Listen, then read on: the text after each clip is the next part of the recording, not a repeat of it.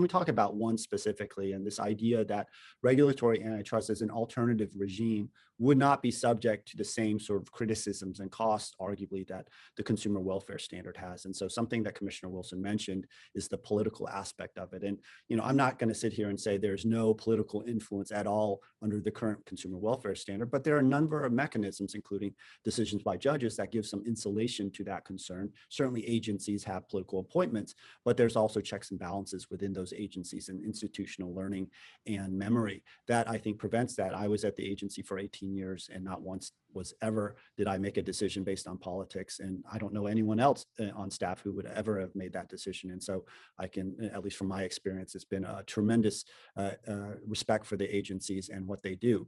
But going back to my original point, regulatory antitrust would institute a regime where now decisions of large corporations and their success will be dependent on legislators and the political winds of the day. Well, Gordon Tullock has taught us, and rent-seeking behavior is endemic in regulatory sort of decisions. And the idea that that would be free of ideological sways and big money influencing those decisions is really not consistent with our experience with regulation in general. So it would be more political to go to regulatory antitrust, and I think that would be a big problem. And finally, Fred McChesney, money for nothing. What does he mean by that? Money for nothing means that, well, it's a shakedown.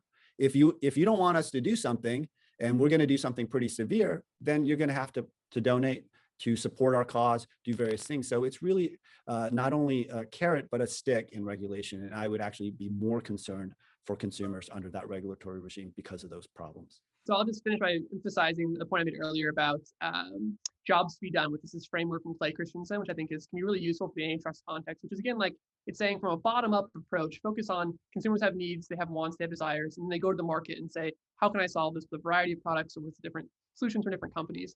And so that lens often gives you a very different answer than a top-down approach focused on producers or what they label their products. And a concrete example that I think really tells you how you can get different answers based on this kind of analysis is looking at the European Union and their Android decision related to Google. And in that case, they determined that Android did not compete with iPhones. And how they determined that? Because iPhone is not licensable to other device makers and Android is. And so they narrowly defined it as the licensable operating system market. But as part of that process, the European Union surveyed European consumers and said, when you're purchasing a smartphone, do you consider iPhone and Android to be substitutes? Do you consider them as options, competitive options? And something like more than 3/4 of people said, yeah, sure, of course. Like, yeah, I consider both of them as competitors. And so consumers were telling regulators one thing, but when they went to companies, they heard a different answer. And I think they ended up making the wrong decision in that case. We talked a lot about market definition in this discussion, and I just want to say that market definition is not done. Like we haven't solved how to do market definition. There is a lot of, right now, market definition is quite static. It looks sort of at a snapshot in time, and it doesn't really take into account that companies are often sitting there looking for opportunities to move into new spaces, especially big companies and in the tech space. And I think David Teese has done a lot of work in this space, trying to explore what does it mean to define markets when you try to take into account the fact that the innovation effects, and when you look at companies as competing against each other in future markets, not just in the markets that they're in today. And there's tons of examples of that in the tech space. I'll just point to, voice assistants. Every single big tech company has tried to do something in the voice assistant space.